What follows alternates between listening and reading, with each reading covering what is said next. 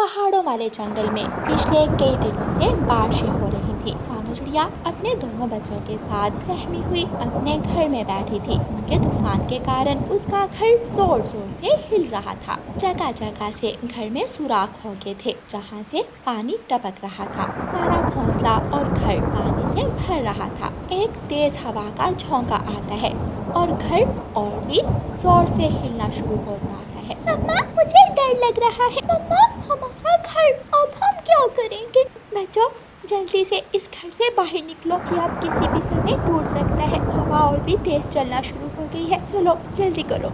मम्मा चिड़िया और गुड़िया जल्दी से घर से बाहर निकल जाती हैं, लेकिन जैसे ही कुकू घर से बाहर निकलता है, घर जोर से हिलता है, पेड़ उखड़ता है और घर भी पेड़ के साथ ही जमीन पर आ गिरता है। ये सब देखकर मम्मा चिड़िया के पाँव के नीचे से तो जमीन ही निकल जाती है। दोनों माँ बेटी जोर जोर से रोने लगी हैं। कुकू, कुकू बेटा, आप कहाँ हो? जल्दी बताओ मुझे, आप कहाँ हो? कुकू, आप ठीक हो ना? फिर मम्मा चिड़िया को घर के दरवाजे के नीचे एक आवाज सुनाई देती है, जिसे सुनकर मम्मा चिड़िया को थोड़ा सुकून होता है, क्योंकि वो आवाज कुकू की थी। मम्मा, मुझे बाहर निकालो, मैं इस दरवाजे के नीचे हूँ, मुझे जल्दी से बाहर निकालो। एक तरफ से गुड़िया और दूसरी तरफ से मम्मा चिड़िया दरवाजे को ऊपर उठाती हैं। कुकू दरवाजे के नीचे से निकल जाता है, लेकिन उसका पंख घायल हो गया था। मम्मा चिड़िया जल्दी से अपने बच्चे को उठाकर अपने गले से लगा है। मेरे बच्चे, अगर आपको कुछ हो जाता तो मैं कभी भी खुद को माफ ना कर पाती। मम्मा, रोए मत, मैं ठीक हूँ। मुझे पता है कि मम्मा मुझे कभी अकेला नहीं छोड़ सकती। बारिश बहुत तेज थी। बारिश का पानी कुकू, गुड़िया और मम्मा चिड़िया के चेहरों पर टपक टपक गिर रहा था। मम्मा, हमारा घर तो टूट गया, अब हम सब कहाँ जाएंगे? मम्मा चिड़िया कुछ देर सोचती है। चलो बच्चों, हम तोते अंकल के घर जाते हैं, वो हमारी मदद जरूर करेंगे। मम्मा चिड़िया कुकू को अपने ऊपर बिठा लेती है और गुड़िया को भी अपने पंख में छुपा लेती है और तोते के घर की तरफ जाती है और वहाँ पहुंचकर घर के दरवाजे पर दस्तक देती है। दोनों तोता और तोती सोए हुए थे। हरियाली तोती दरवाजे की दस्तक सुनकर उठती है। पति जी, उठिए, कोई आया है। इस समय पता नहीं कौन आ गया होगा।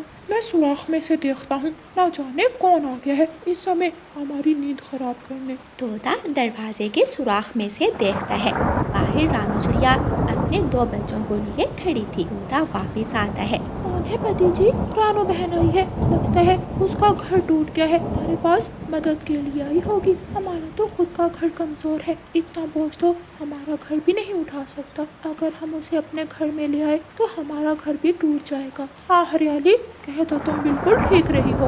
दोनों वापिस अपने घोंसलों में लेट जाते हैं।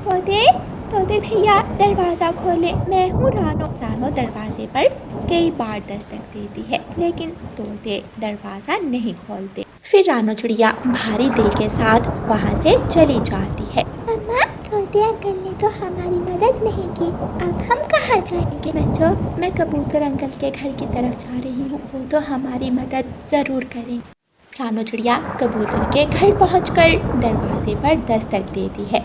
कबूतर दरवाज़ा खोलता है। क्या बात है रानू बहन? कबूतर भैया, मेरा घर टूट गया है, बारिश बहुत तेज है, मेरे बच्चे तो इस ठंडी बारिश में बीमार हो जाएंगे, मुझे अपने घर आने दें। रानू बहन, मैं आपको साफ साफ बता देता हूँ, मेरा घर तो बहुत छोटा है, इसमें सिर्फ मैं और लूसी रह सकते हैं। आप और आपके बच्चों का रहना बहुत मुश्किल है, इसलिए आप अपने लिए कोई और घर ढूंढ लें।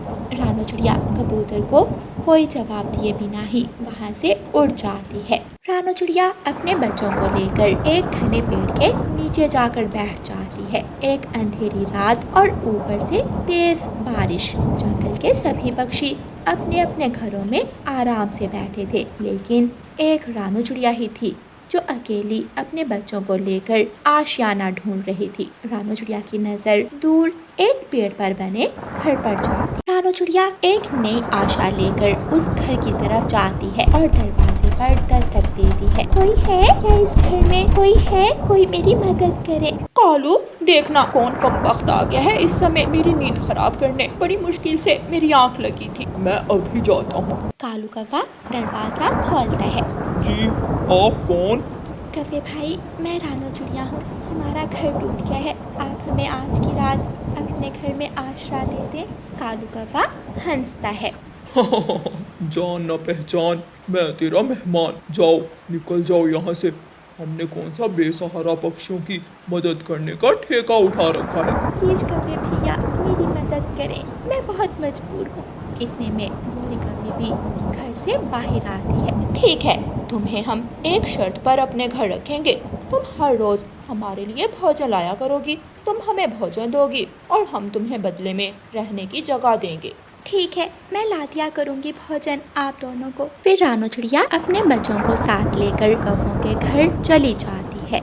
अगले दिन गोरी कौवी सुबह सवेरे ही चिड़िया से कहती है, चल बे चिड़िया, बहुत जोरों की भूख लगी है, जाओ हमें दाना ला कर दो। कौवी बहन, क्या आपके पास कोई और घोंसला नहीं है? एक हम तुम्हें अपने घर में रखें और ऊपर से तुम्हारी फरमाइशें पूरी करें। चुपचाप वहाँ कोने में बैठी रहो। अगर ज्यादा चू चू की तो घर से बाहर निकाल देंगे। रानो चिड़िया चुप कर जाती है और भोजन की खोज में चली जाती है। बारिश में भोजन का मिलना बहुत मुश्किल था। रानो चिड़िया काफी देर तक उड़ती रहती है। काफी देर उड़ने के बाद रानो चिड़िया को एक पेड़ के नीचे कुछ चने के दाने मिल जाते हैं। रानो चिड़िया चने के दाने लेकर वापस कौवों के घर जाती है। दोनों कौवा और कौवी जल्दी से सारा दाना खा जाते हैं। कौवी बहन, इसमें मेरे बच्चों का हिस्सा भी था, आपने तो सारा दाना ही खा लिया। सुन छोटी चिड़िया, अगर हमारे घर में रहना है तो हमारे सामने ये चोंच हिलाने की जरूरत नहीं है, वरना धक्के दे देकर बाहर निकाल देंगे। काम काम कर मर जाओगी तुम और तुम्हारे बच्चे भी। अगले दिन रानो चिड़िया फिर से कालू और गोरी के लिए भोजन ढूंढने जाती है। बारिश तो रुकने का नाम ही नहीं ले रही थी। रानो चिड़िया गोरी और कालू के लिए दाना ढूंढ लेती है। रानो चिड़िया दाना ढूंढकर वापस आ रही थी कि उसे एक कांटेदार पेड़ के नीचे एक मीठा फल दिखता है। रानो चिड़िया बहुत मुश्किल से अपना पंख पेड़ के नीचे बढ़ाती है। एक दो कांटे रानो चिड़िया के पंख पर चुभ जाते हैं और खून निकलने लगता है, लेकिन रानो चिड़िया वो फल बाहर निकाल लेती है। ये फल जब मेरे बच्चे खाएंगे तो खुश हो जाएंगे। रानो चिड़िया वापस जा रही थी तो उसे एक पेड़ के नीचे एक बूढ़ी फाख्ता नढाल बैठी दिखाई देती है। रानो चिड़िया उस बूढ़ी फाख्ता के पास जाती है। बूढ़ी माँ जी, आप इस तेज़ बारिश में यहाँ क्या कर रही हो? बेटी, मैं रास्ता भूल गई हूँ। माँ जी, आप बहुत कमज़ोर लग रही हैं। ये ले, आप ये फल खा लें। इस फल को खाने से आपको थोड़ी शक्ति मिलेगी और फिर बाद में मैं आपको आपके घर तक छोड़ आऊँगी। बूढ़ी फाख्ता जैसे ही वो फल खाती है तो एक तेज़ रोशनी निकलती है और वो बूढ़ी फाख्ता एक परी में बदल जाती है। रानो चिड़िया ये सब देखकर बहुत हैरान हो जाती है। तुम्हारा बहुत बहुत धन्यवाद नन्ही चिड़िया, मुझे परी वाला रूप वापस करने के लिए। आप परी हो? हाँ चिड़िया, मुझे एक चुड़ैल ने बूढ़ी फाख्ता में बदल दिया था और जब तक कोई पक्षी खुद से मेरी मदद ना करता मैं कभी भी वापस परी नहीं बन सकती थी। इस जंगल में और भी कई पक्षी थे, लेकिन वो सब बहुत लालची थे। लेकिन आप एक साफ मन की चिड़िया हो जिसने अपने बच्चों का फल मुझे खिलाया। मैं आपकी एहसानमंद हूँ। मुझे बहुत खुशी हुई कि आपको आपकी परी वाला जीवन वापस मिल गया। अब मैं चलती हूँ, वरना वो कौवे मुझे छोड़ेंगे नहीं। क्या आपके पास अपना घर नहीं है? नहीं परी, हमारा घर टूट गया है। चिड़िया, आपने मेरी मदद की, अब मैं भी आपको एक छोटा सा तोहफा देना चाहती हूँ। परी अपनी जादुई छड़ी घुमाती है, एक तेज रोशनी निकलती है और उस पेड़ के ऊपर एक फूलों का घर बन जाता है। वो घर तो दिखने में ही बहुत सुंदर था। चिड़िया, ये घर आपका है। इस घर में आपको किसी भी चीज़ की कोई कमी नहीं होगी। आप इस घर के अंदर एक फूल को तोड़ें और जिस भी खाने की चीज़ का नाम लेंगी वो फूल उस खाने की चीज़ में बदल जाएगा। जाएं और अपने बच्चों को अपने घर में ले आएं। रानू चिड़िया परी को धन्यवाद कहती है और अपने बच्चों को लेने चली जाती है। कमजोर चिड़िया, मेरा भूख से बुरा हाल हो गया है और तुम इतनी देर लगाकर क्यों आई हो? ये लो गोरी बहन, आपका आज का दाना। और अब हम यहाँ नहीं रहेंगे, हमें एक नया आशियाना मिल गया है। जाओ, निकल जाओ फिर यहाँ से। वापिस मत आना अब हमारे घर, वरना मैं छोड़ूंगी नहीं। रानू चिड़िया अपने बच्चों को लेकर उस फूलों के घर में आ जाती है। वो घर तो अंदर से भी उतना ही सुंदर था जितना बाहर से। रानू चिड़िया अपने बच्चों को परी की सारी बात बताती है। माँ और बच्चों का जो भी खाने का मन करता वो एक फूल को बोलते और वो फूल उस खाने की चीज़ में बदल जाता। इस तरह वो सब मज़े से अपना जीवन फूलों के घर में गुजारते हैं। प्यारे दोस्तों, इस कहानी को लाइक, अपने दोस्तों के साथ शेयर और चैनल को सब्सक्राइब करना बिल्कुल मत भूलना। आपका धन्यवाद। जंगल में गौरी कवि का एक बागीचा था। वो बहुत ही हरा भरा था। हर तरफ घने पेड़, हरे भरे पौधे और रंग बिरंगे फूल थे। गौरी अपने बागीचे का अच्छे से ख्याल रखती थी। उसी जंगल में एक रानू चिड़िया रहती थी। रानू चिड़िया के पास एक बकरी थी जिसका नाम था स्वीटो बकरी। रानू चिड़िया हर रोज अपनी बकरी के लिए हरी हरी घास और पानी लेकर आती थी। जंगल में आहिस्ता आहिस्ता हरी घास की कमी होती जा रही थी, इसलिए रानू चिड़िया को जैसी भी सूखी घास मिलती थी वो वही अपनी बकरी के लिए ले आती थी। स्वीटो बकरी भी वो सूखी घास खा खा कर थक गई थी। उसका मन करता था कि वो हरे भरे पौधे खाए। सुबह सुबह गौरी कवि एक बड़ा सा पानी का पाइप लेकर अपने बागीचे में आती है और पौधों को पानी देना शुरू करती है। गौरी साथ साथ गीत गाती है। ठंडे ठंडे पानी से पौधों को नहाना चाहिए, सर्दी हो या गर्मी नहाना चाहिए, कितना सुंदर है मेरा बागीचा। बुलबुल गौरी के पास आती है। गौरी बहन, मुझे कुछ फूल चाहिए, मैंने जाकर फूलों का रस बनाना है। अच्छा, कितने फूल लेने हैं? 3-4 दे दो।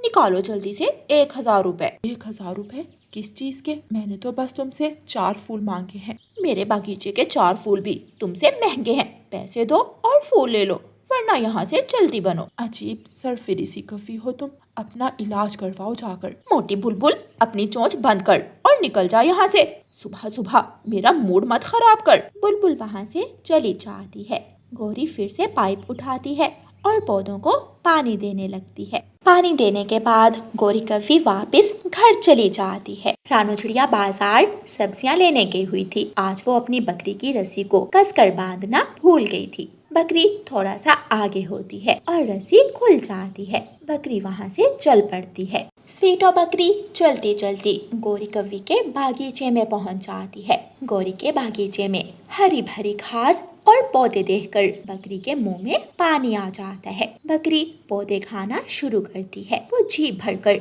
घास और पौधे खाती है और फिर वापस चल पड़ती है और फिर से छपरे के नीचे आकर बैठ जाती है। गौरी कवि थोड़ी देर बाद अपने बागीचे में आती है। अपने बागीचे की ये हालत देखकर गौरी कवि तो हैरान हो जाती है। उसके कई पौधे गायब थे, फूल आसपास बिखरे पड़े थे। हाय रे मेरे पौधे कहाँ चले गए? कौन चुरा कर ले गया मेरे पौधों को? इतनी मुश्किल से उगाया था मैंने अपना बागीचा, सारे का सारा बागीचा ही खराब कर दिया किसी ने। हाय जरूर वो मोटी बुलबुल, उसी ने ही मुझसे बदला लिया है। गौरी कवि गुस्से में बुलबुल के पास जाती है। रुक मोटी, इधर ही रुक। अब क्या हो गया है गौरी? मेरे पौधे चुराती हो? मैंने तुमसे अपने फूलों के पैसे मांगे और तुमने मेरा बागीचा ही खराब कर दिया। नहीं गौरी, क्यों इल्जाम लगा रही हो मुझ पर? मैं तो उसके बाद तुम्हारे बागीचे में गई भी नहीं। ज्यादा नाटक मत कर, छोड़ूंगी नहीं मैं तुझे। मेरा दिमाग मत चाटो, खुद तो पागल हो ही, मुझे भी करोगी? मैंने कुछ नहीं किया, जाओ जो करना है कर लो। बुलबुल वहाँ से उड़ जाती है। गौरी कवि वहीं उदास बैठी रहती है। रानू चिड़िया वहाँ से अपनी सब्जियों की टोकरी उठाकर गुजरती है। वो गौरी को उदास देखकर वहाँ आती है। गौरी बहन, क्या हुआ, इतनी उदास क्यों हो? रानो, मेरे सारे पौधे किसी ने चुरा लिए। इतनी मुश्किल से उगाए थे मैंने। अब कुछ फूल भी गायब हैं और कुछ पौधे भी। चिंता मत करो, जो भी चोर होगा जल्द ही पकड़ा जाएगा। रानो गौरी को तसल्ली देकर वहाँ से उड़ती है।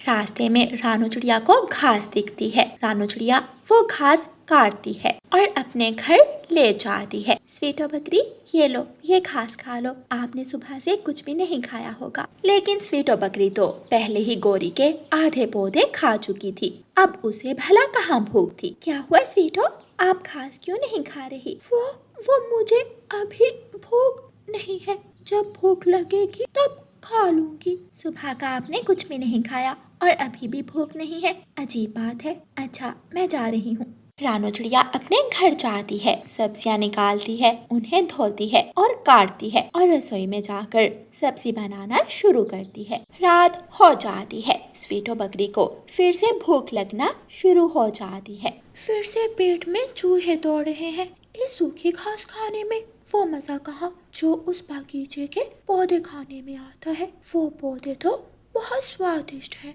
ऐसा सोचकर स्वीटो बकरी फिर से छपरे से निकलती है और गौरी कवि के बागीचे की तरफ जाती है और बागीचे में जाकर पौधे खाना शुरू करती है। जब स्वीटो का पेट भर जाता है तो वो फिर से वापस आ जाती है और छपरे के नीचे आकर सो जाती है। अगली सुबह रानू चिड़िया जब बकरी के पास आती है, घास तो वैसे की वैसे ही पड़ी थी। क्या बात है स्वीटो बकरी, आपने घास क्यों नहीं खाई? मालकिन, मुझे कल से भूख ही नहीं लगी, पेट भरा भरा सा लग रहा है। कहीं आप बीमार तो नहीं होगी? मैं डॉक्टर के पास जाती हूँ। अगर आप ऐसे ही भूखी रही तो बीमार पड़ जाओगी और कमजोर हो जाओगी। ऐसे स्वीटो बकरी फिर से अपनी मालकिन से झूठ बोल देती। जब गौरी अपने बागीचे में जाती है तो वो अपना सर पकड़ कर बैठ जाती है। हाय रे, मेरी फूटी किस्मत, आज फिर से आधे पौधे गायब हैं। ये कौन है जो मुझसे मेरे पौधे छीन छीन कर दुश्मनी निकाल रहा है?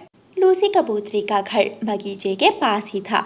गौरी कवि लूसी के पास जाती है। गौरी बहन, क्या बात है, इतनी सुबह सुबह आ गई? लूसी, मुझे सच बताओ, तुमने कल शाम को किसी पक्षी को मेरे बागीचे में आते हुए देखा है? क्यों गौरी, क्या हुआ? आधे पौधे कल गायब थे, आधे आज गायब हैं। पता नहीं कौन आता है। नहीं, मैंने तो किसी को भी नहीं देखा। सच सच बताओ, कहीं तुम ही तो कोई शरारत नहीं कर रही मेरे साथ? मुझे भला क्या जरूरत है ये काम करने की? एक तो मुझसे पूछने आई हो और ऊपर से मुझ पर ही इल्जाम लगा रही हो। गौरी कवि वहाँ से चली जाती है। आज रात मैं खुद ही अपने बागीचे की रखवाली करूंगी, फिर देखती हूँ कौन आता है। छोड़ूंगी नहीं मैं उस कमबख्त चोर को। गौरी कवि अपने घर चली जाती है और घर जाकर अपने घर के काम करती है। इसी तरह रात हो जाती है। गौरी कवि अपने बागीचे में एक तरफ घास में जाकर छुप जाती है। फिर से भूख लगने लग गई है, बस आज की रात चली जाऊं पौधे खाने, फिर अपनी मालकिन को बता दूंगी, वरना अगर बाद में मालकिन को पता चला तो वो मुझसे नाराज हो जाएंगी। स्वीटो बकरी छपरे से निकलती है और बागीचे में जाती है। वो जाकर एक पौधे को खाना शुरू करती है। गौरी कवि पीछे से जाती है और जोर से डंडा बकरी के पीछे मारती है। तुम हो चोरनी बकरी, आकर मेरे पौधे खा जाती हो। तुम तो रानू चिड़िया की बकरी हो। वो रानू चिड़िया तुम्हें जानबूझकर खुला छोड़ देती है ताकि तुम ऐसे ही जा जाकर दूसरों के पौधे खाती फिरो। मुझसे गलती हो गई, अब मैं दोबारा नहीं आऊंगी। तुझे मैं छोड़ूंगी नहीं। तू आएगी कैसे? तुझे तो मैं अब अपने साथ लेकर जा रही हूँ। अपना सारा नुकसान पूरा करूंगी तुमसे। मुझे माफ कर दो, मुझे जाने दो। चुपचाप मेरे साथ चल, अब तुझे बेचकर ही अपना नुकसान पूरा करूंगी और नए पौधे लगाऊंगी। गौरी कवि बकरी को रस्सी से पकड़ती है और खींचकर अपने साथ ले जाती है और जाकर अपने घर के पीछे बांध देती है और बकरी के मुंह पर पट्टी बांध देती है। अब देखना कल मैं तेरे साथ क्या करूंगी। मैं गोरी हूँ गोरी, अपना बदला लिए बिना किसी को छोड़ती नहीं। बकरी रोने लग जाती है और गौरी आराम से जाकर अपने घर सो जाती है। प्यारे दोस्तों, इस कहानी का अगला भाग देखने के लिए कल तक इंतजार करें और आपको ये वाला भाग कैसा लगा है हमें कमेंट करके जरूर बताएं। और प्यारे दोस्तों, इस कहानी को लाइक, अपने दोस्तों के साथ शेयर और चैनल को सब्सक्राइब करना बिल्कुल मत भूलना। आपका धन्यवाद। कालू कौवा और उसका बेटा जग्गू दूसरे शहर से वापस अपने जंगल आ रहे थे। आते आते उन्हें रात हो गई थी। उड़ते उड़ते जग्गू कौवे की नजर नीचे बागीचे पर पड़ती है। उसे बागीचे में जलती बुझती बत्तियां नजर आती हैं। वो उनको देखता देखता उड़ता है और दोनों बाप बेटा अपने घर आ जाते हैं। जग्गू घर आकर अपने पिता से पूछता है, पिताजी, वो जो बागीचे में जलती बुझती बत्तियां थी वो क्या थी?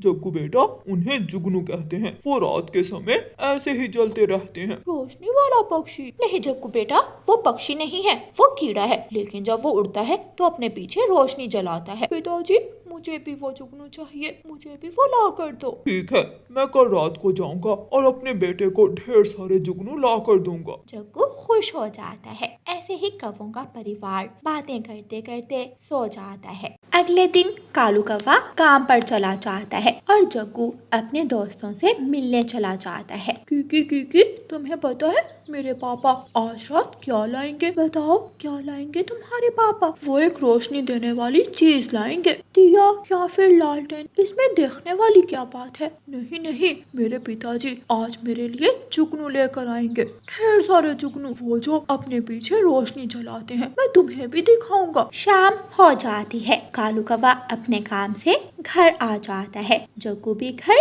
आ जाता है। पिताजी, आप कब जाएंगे जुगनू लेने? बेटा, थोड़ा अंधेरा और भरने दो, फिर मैं जाऊंगा। फिर वो सब भोजन खाते हैं। रात हो जाती है। कालू कौवा अपना जाल पीछे बांधता है और जंगल के बागीचे की तरफ चला जाता है। बागीचे में पहुंचकर कालू कौवा अपना जाल पीछे से निकालता है और जाल जुगनुओं की तरफ फेंकता है। दूसरे जुगनू जल्दी से वहां से उड़ जाते हैं, सिवाय एक जुगनू के जो जाल में फंस जाता है। कालू कौवा उस जुगनू को अपने साथ लाई हुई बोतल में डाल लेता है। कालू कौवा उस जुगनू को लेकर अपने घर चला जाता है। पापा, ये तो रोशनी ही नहीं दे रहा, इसे कहो अपनी रोशनी जलाए। चल रे छोटे जुगनू, मेरे बेटे को अपनी रोशनी दिखा।